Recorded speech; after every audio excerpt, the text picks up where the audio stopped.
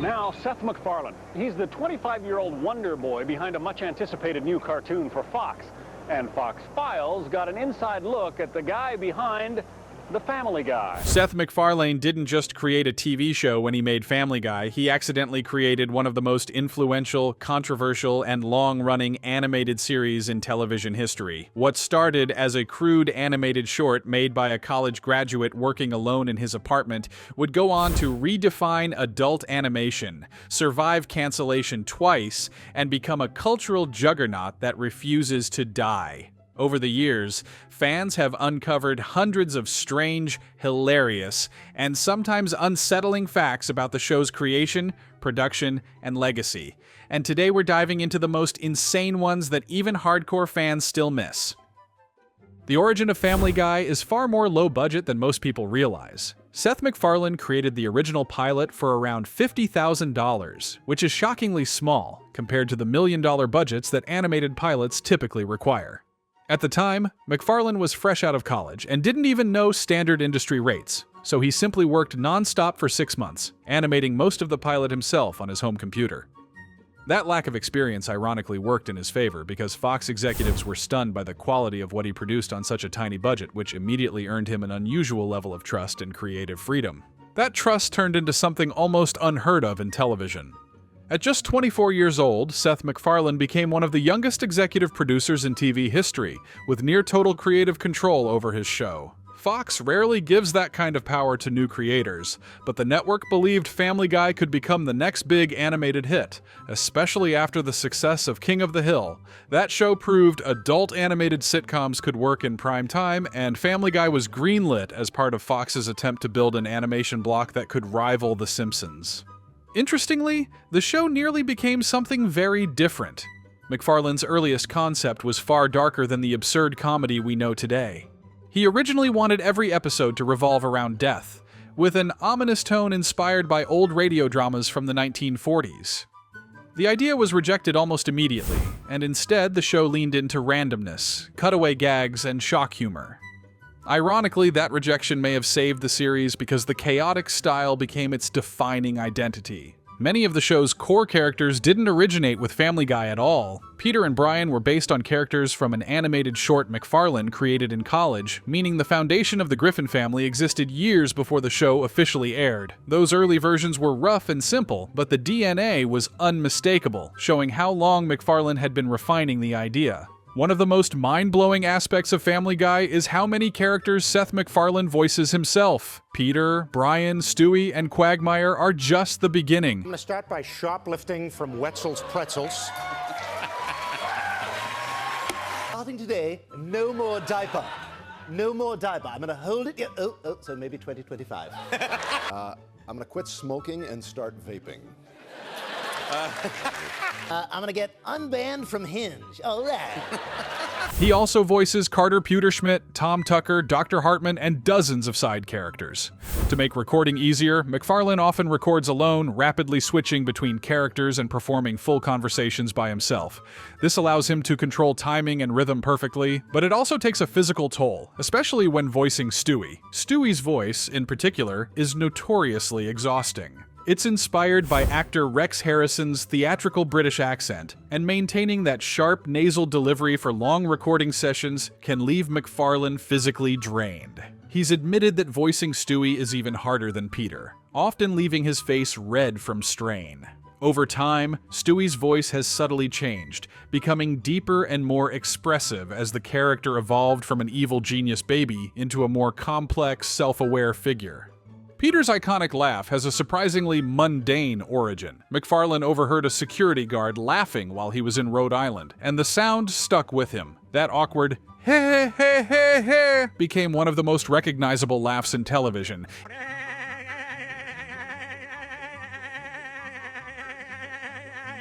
Even though performing it repeatedly is physically exhausting. MacFarlane has demonstrated it live at conventions, where fans instantly recognize it before he even finishes. Not every character voice stayed consistent from the beginning. Meg Griffin was originally voiced by Lacey Chabert in Season 1, but she left due to scheduling conflicts with That 70s Show. Mila Kunis took over in Season 2, and the transition was so smooth that many viewers never noticed the change. Kunis subtly adjusted the tone, giving Meg a slightly harsher, more defeated delivery that fit the character's increasingly tragic role in the family. Bad Moms 1 and 2 are available on most streaming platforms? Don't do that, Mila. Not on this show. Alex Borstein's casting as Lois Griffin also happened almost by accident. She originally auditioned for a different role, but MacFarlane overheard her using a voice in the hallway that he instantly recognized as perfect for Lois. That spontaneous moment led to one of the show's most iconic performances, and Borstein continues to voice multiple characters, including Trisha Takanawa. For more on the story, we now go live to Asian correspondent Trisha Takanawa. Meth is fine. Everything's fine. Go back to your own business. Thanks, Trisha. She's doing fun things for me for money. One major casting change came decades later when Mike Henry voluntarily stepped down from voicing Cleveland Brown in 2020, stating that characters of color should be voiced by actors of color. Cleveland was then taken over by RF Zahir, a YouTuber known for his Cleveland impression. The right to remain silent. Sweet. Hey, let me try. Cleveland, don't! Minority suspect! Minority suspect! Danger! He's got a gun! And the transition was so seamless that many fans didn't realize the change had occurred. The visual design of Family Guy characters is just as intentional as the voices. Stewie's football-shaped head wasn't planned. It was an experiment. MacFarlane created the voice first and imagined it coming from someone with a strangely shaped head. After testing multiple designs, the football shape stuck and became iconic. This voice-first approach applies to nearly every character, with physical features designed to match personality and vocal tone. Over the years, small design changes have subtly reshaped the show. Meg, for example, was originally drawn to be more conventionally attractive, but her appearance was gradually downgraded to match how the family treats her. Even her name became part of the joke, with Peter legally changing it to Megatron on her birth certificate in one episode, a gag that technically remains canon. Producing Family Guy is far more complex than it appears. Hey, Megan. Oh, hey, guys. Wait, did you just call me Megan? That's your name, isn't it? Well, actually, Meg is short for something else. Peter, would you give this to the nurse? Robots in disguise. Each episode costs around $2 million to make and takes roughly a year from script to broadcast. Multiple episodes are always in production simultaneously, with some being written while others are animated or edited. To get around broadcast censorship, the writers intentionally include jokes they know will be cut, allowing the uncensored versions to appear on DVD and streaming platforms later. Although Seth MacFarlane is still closely associated with the show, he stopped actively writing episodes around 2010. Since then, he's focused on other projects like Ted, The Orville, and music, while continuing to voice his characters and serve as an executive producer. Despite this distance, the show has continued for years, often surprising fans who assume MacFarlane is still deeply involved in day-to-day production. The show's history includes moments that feel almost surreal. MacFarlane was scheduled to be on American Airlines Flight 11 on September 11, 2001, the plane that hit the World Trade Center. He missed the flight due to a hangover and incorrect departure time information, unknowingly saving his own life. That experience profoundly affected him and is something he's spoken about rarely but seriously. Family Guy has also gained a reputation for eerie predictions, from major corporate acquisitions to celebrity transitions. While most of these are coincidences or educated guesses, fans love comparing them to The Simpsons' reputation for predicting the future. Despite controversy, censorship, and bans in multiple countries, Family Guy remains incredibly profitable. Streaming platforms like Hulu and Disney Plus have introduced the show to new generations, driving viewership higher than ever. Merchandising, mobile games, and syndication deals have turned the series into a billion-dollar franchise, ensuring its survival far into the future. Another reason Family Guy continues to fascinate people is how close it came to disappearing entirely. The show was canceled twice in its early years, once after Season 2 and again after Season 3, largely due to inconsistent scheduling and poor time slots that killed live ratings.